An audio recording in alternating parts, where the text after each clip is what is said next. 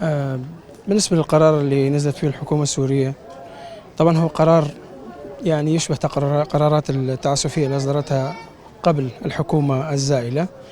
فنحن هو كأبناء المنطقة هاي احنا متعايشين من مئات السنين. طبعا العادات والتقاليد واحد، نوروز واحد، نوروز يعم الكرد ويخص الكرد يعم الكل. فهو يعني لازم كان الحكومة تحاول تتساهل بالموضوع أو تحاول تناقش بالموضوع، يعني إنه يعني قبل ما تصدر هيك قرار بهالسرعة هاي 5 شهور 6 شهور تحرير، وبعدها فورا أصدرت قرارات بإلغاء عطل معينة بإنزال عطل معينة. فرجعنا لنفس الموضوع. والله أنا مع تعديل القرار والنظر فيه، وضد أنه اتخاذ قرار بدون الرجوع للشعب، فهذا الشيء مو لصالح الشعب.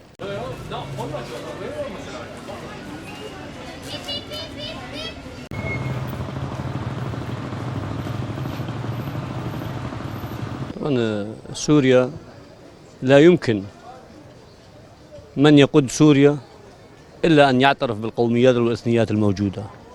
هذه حالة الاندماج الحضاري وحالة التنوع الثقافي وحالة التنوع الاجتماعي موجود عندنا منذ آلاف السنين، فلا يستطيع أي إنسان أن يلغي شيء في داخلنا، سواء عيد النوروز أو عيد الأكيتو أو عيد اليزيدية أو أي عيد ثاني. هاي موروثات فينا نحن. سوريا هي قبلة الحضارة وهي قمة الإنسانية بغض النظر عن حكامها، ما لنا علاقة بحكامها. نحن نحكي عن الجغرافيا والتاريخ، جغرافيا سوريا وتاريخ سوريا وشعوب سوريا وأعراق سوريا. يعني الشعب الوحيد اللي يحكي حاليا اللغة الآرامية الوحيدة هم شعب معلولة، مضبوط. كل العالم ما في شعب يحكي عن اللغة الآرامية لغة السيد المسيح إلا شعب معلول. نحن أكرادنا وعربنا اللي هون نحن حافظنا على إرثنا التاريخي، سواء بلهجاتنا سواء بعاداتنا سواء بتقاليدنا.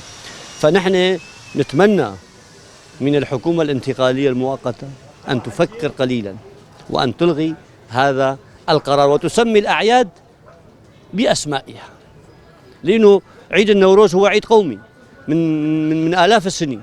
هي بالأساس ما اعترفت فيه، ولا الحكومة السابقة كمان هي اعترفت فيه، ولا الحكومة اللي بعدها كمان اللي قبلها كمان اعترفت فيه.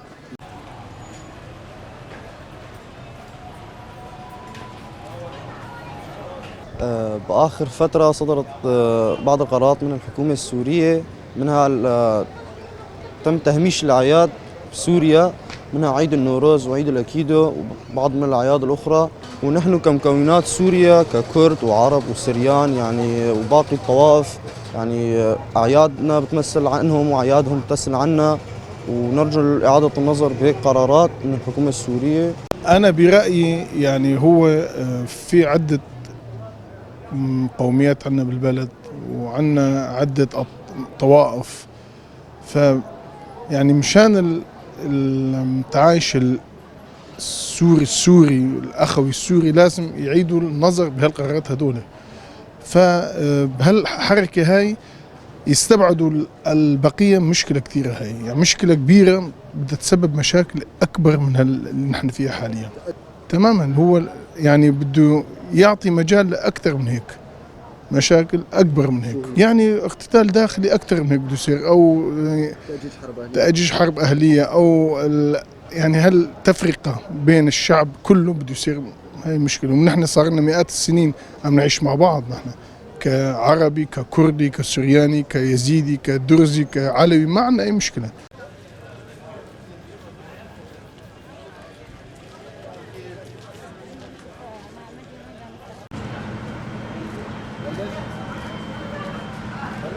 أول شيء إحنا اليوم بالمجتمع بسوريا يعني مو طائفة واحدة أو شعب واحد، يعني يضم عدة مجتمعات وعدة أديان، والشيء هذا هو اللي يميزه عن بقية المجتمعات.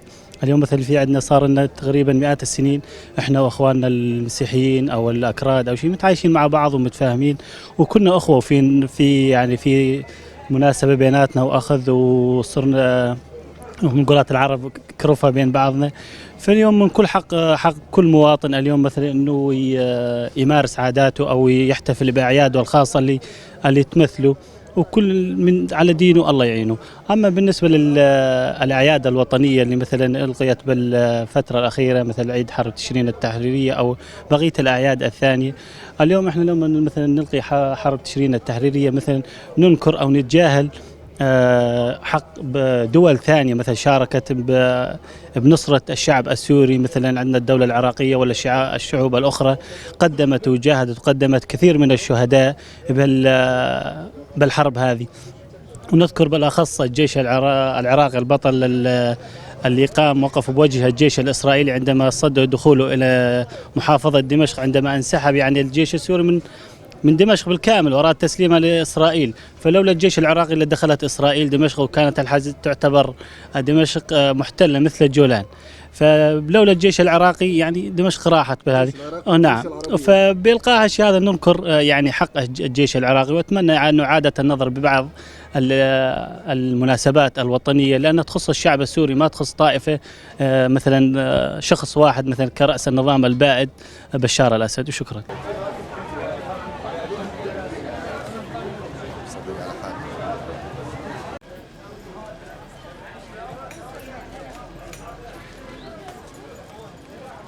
طبعا أنا كمكون عربي أطالب الحكومة السورية أن تعيد على قراراتها وتشوف يعني قراراتها شلون على الأعياد اللي عندنا هون الكرات، على أعياد النيروز وأعياد الأجيتو، أن هدول أعياد يعني نحن نحتفل بيهم هم يحتفلون بيهم. يعني أنا كمكون عربي حبيت الشيء هذا، ويعني لما يحتفلون بيه يعني أنا من عندي والله يعني حابة، وأتمنى أنه هالقرارات تنعاد ويشوفون ويعودون على حالهم أنه هالقرارات يعني مظلومة، عم تظلمون يعني هالشيء هذا.